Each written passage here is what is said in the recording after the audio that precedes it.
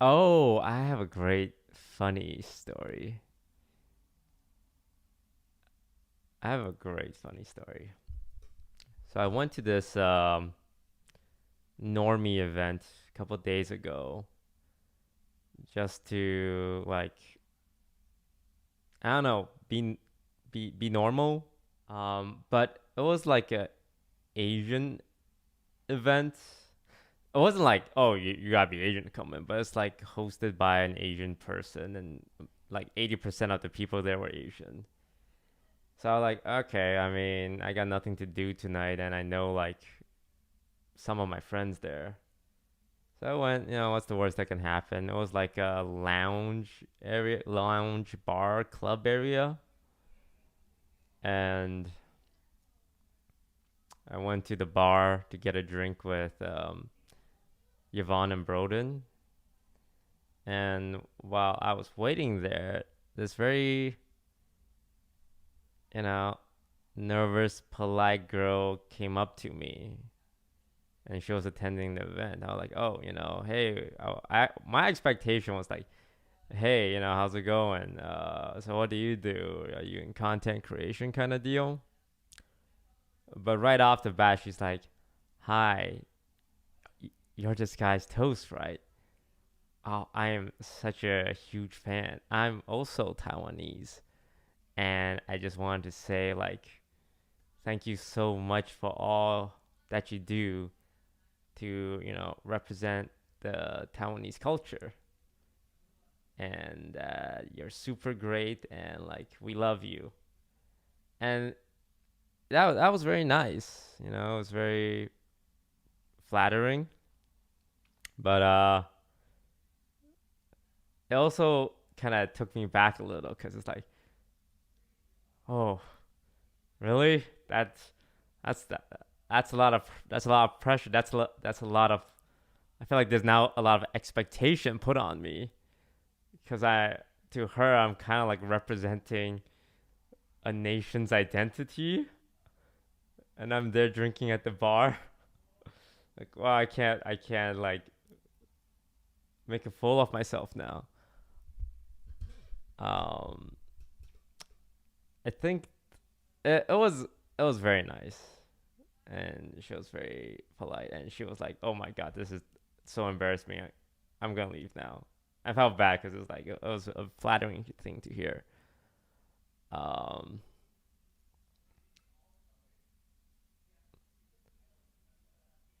but I feel like she did kind of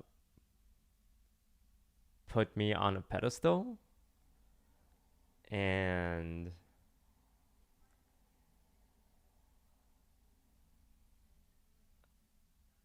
I don't know if I'm ready for that kind of responsibility.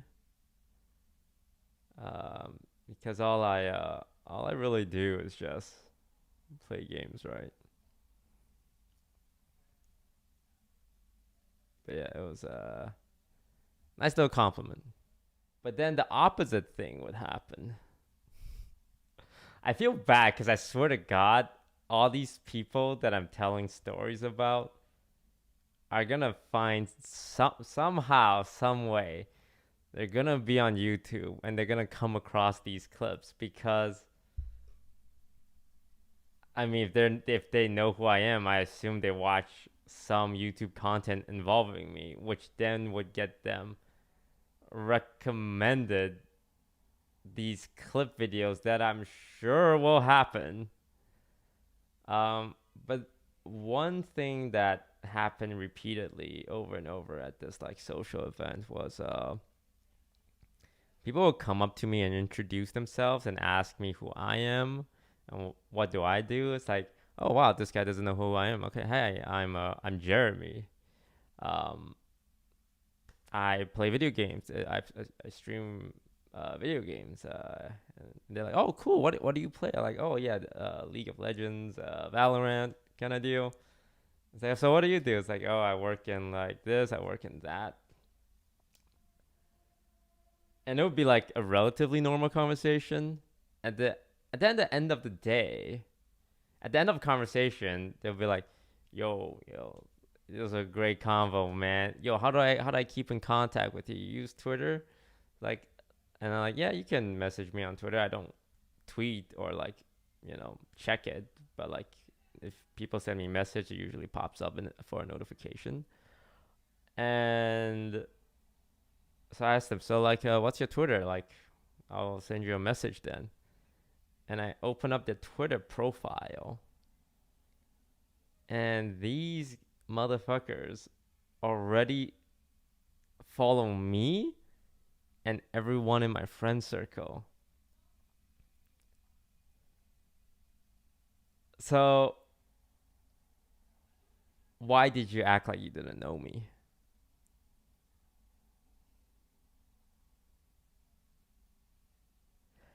I think the reason is just that they don't want to be like, oh, hey, I'm a fan, bro. I love your shit.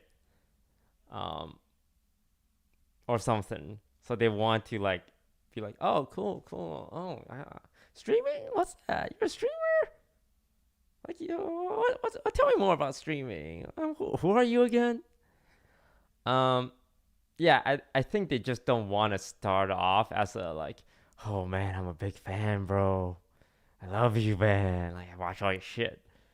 But I think the problem is when you start off implying you don't know who I am and like you're not aware of what I do, and then at the end of the conversation, it's like, bro, you clearly knew who I was. Like, I appreciate you like trying to be cool, but you also kind of lied to me. Um, like I think the better interactions were just like drunk dudes would be like, "Yo, man, you're this guy's toes, aren't you? I fucking love your shit, bro. I'm like I'm in the content creation space, and I think what you're doing is great." Like that one feels a little more genuine. Um, but the other one, it happened uh quite a few times.